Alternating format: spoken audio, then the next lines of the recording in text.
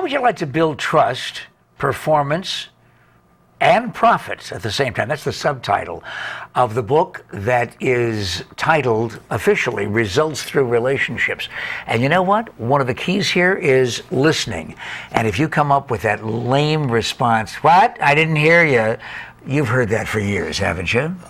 I did, yes, I have, and I'm not going to come up with that lame response. That was my whole plan. I've been planning this for 3 weeks, and you well, submarine me. Yes, no, and we, of course, we format this program months in advance, and so we have that in common. Joe, why should we listen to you? Why should they pay attention to you about improving their business relationships and their domestic relationships with the help of Joe Takash?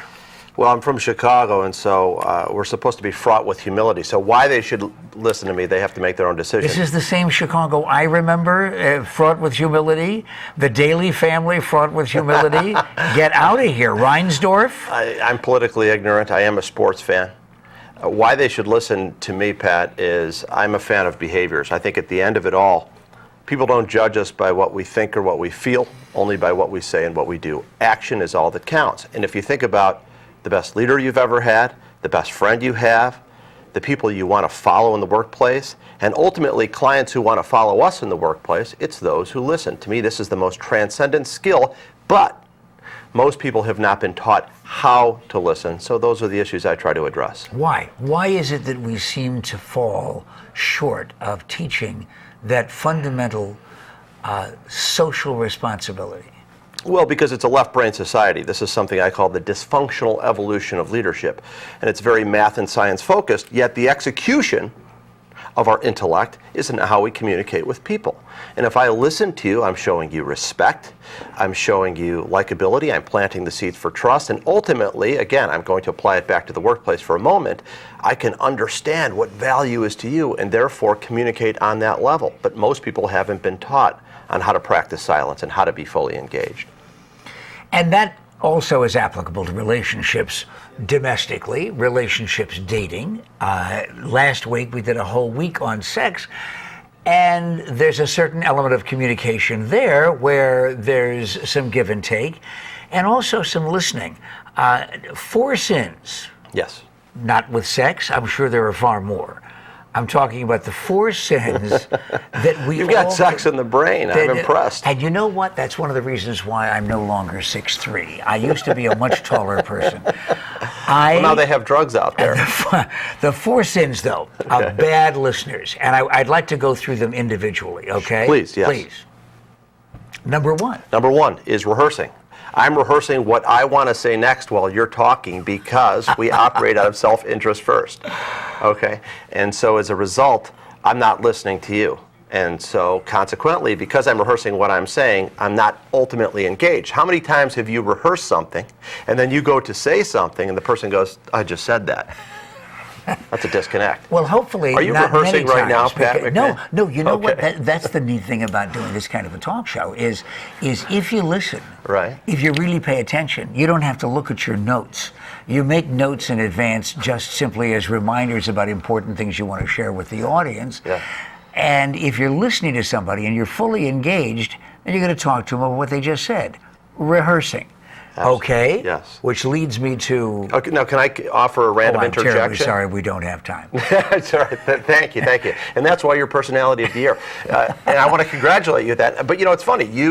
I'm a big fan of. You walk in the room and there's an energy, and sometimes you can't put it on a flip chart or a PowerPoint or on a piece of paper. You feel it. You have a very fully engaged presence, and as a result of that, one of your guests recently walked out and said, "Boy, he's really into what you're saying." And people feel that. They know that intuitively. And guess what? Those are the things that, if you want to translate it to bottom line workplace issues, lead to trust, loyalty, morale, performance, quality, and profit. You are fully engaged. That's only if bosses are listening too. And I can't think of one category in business that fails more often than the executive who calls into the office, from whom he could learn something, but he isn't listening. That's exactly right. And the higher you go when it comes to listening, the less honest feedback you go in the workplace.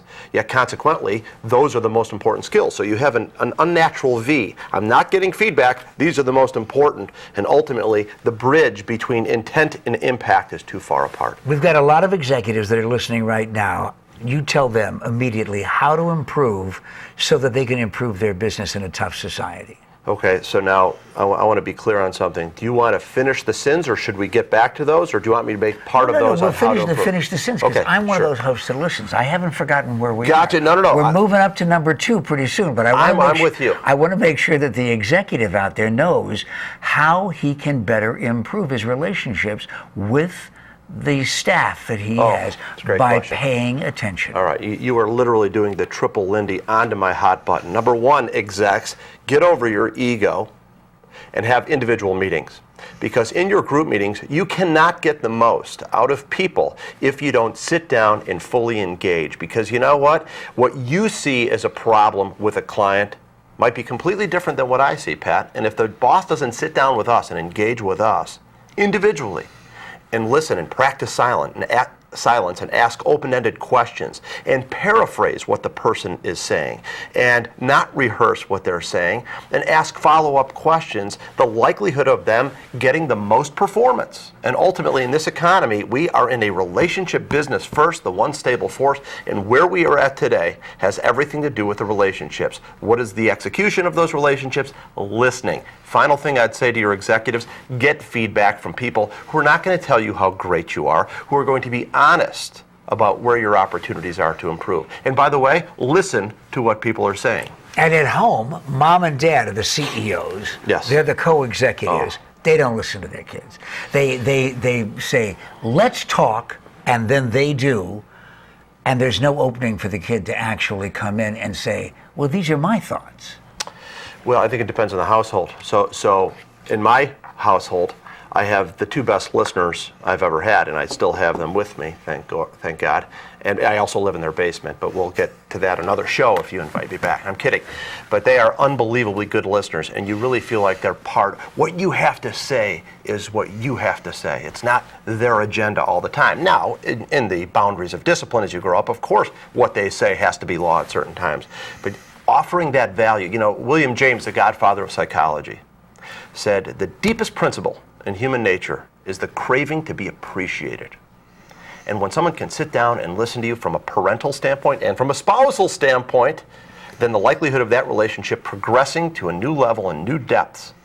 Remember, our best relationships are not built, they are rebuilt. They cannot be rebuilt, Pat, without listening. And he does this for free for you. They've got to pay him thousands of dollars to come and talk to the biggest corporations in the country. He travels around doing this for huge sums of money. Are you indebted?